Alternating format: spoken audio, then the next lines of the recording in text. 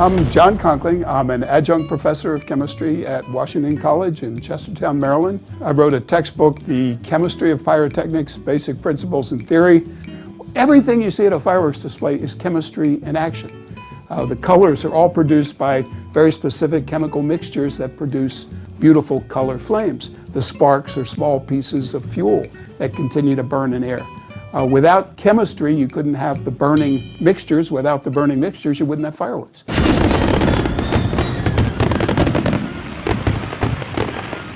Every pyrotechnic composition has at least one chemical that's oxygen-rich, an oxidizer. Potassium nitrate, used to make black powder. Potassium perchlorate, used in a lot of color compositions. Strontium nitrate is an oxygen-rich chemical, but the strontium being in there also produces a red flame color. Then you need a fuel that's going to combine with the oxidizer to produce heat. The fuels are things like sulfur, charcoal, aluminum powder, magnesium powder. You vary your fuel to get a specific heat output, specific burning rate, to try to get the exact behavior you're looking for in your chemical reaction.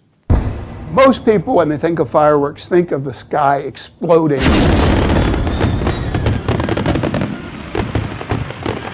This is an aerial shell. This is what people go to watch a fireworks display and see.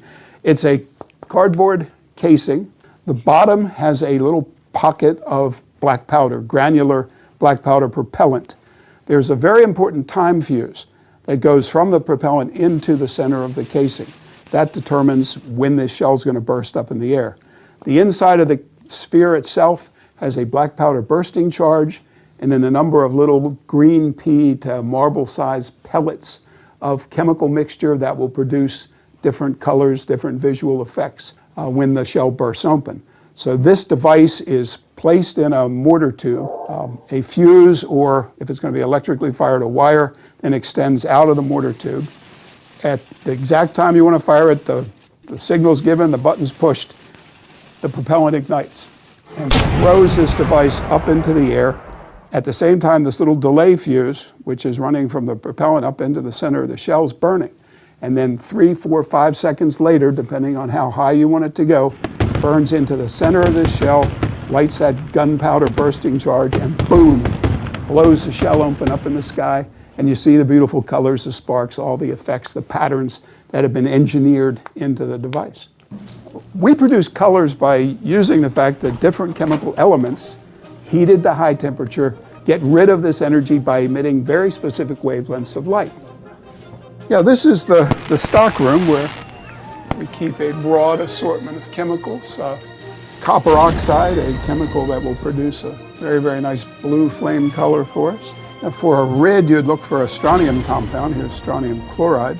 Sodium, of course, will produce the yellow-orange sodium silicate.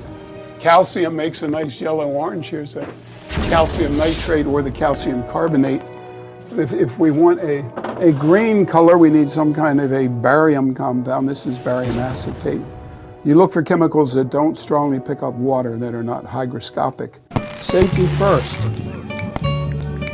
Anytime we have students in the lab where I'm doing demos, everybody has to have their safety glasses on. Now, the glasses I'm wearing are polycarbonate lenses, which are shatter resistant, but when I'm around energetic chemicals, I always wear the extra protection of goggles or side shields.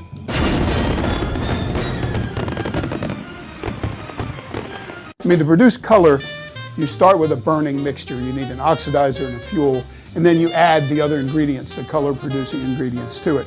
This is a mixture of potassium perchlorate and red gum.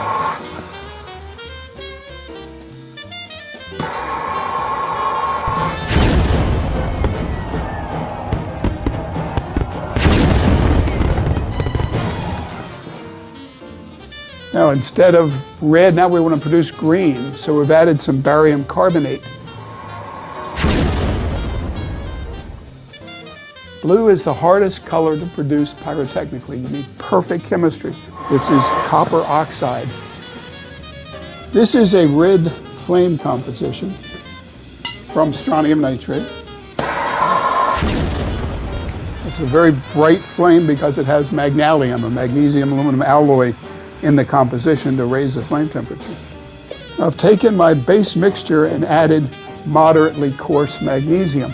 this should produce a nice white spark effect. When I'm not sure exactly what's going to happen when I test something, I'll use a little piece of fuse. And I light the fuse, it gives me a time to step back just a short distance. There goes the fuse.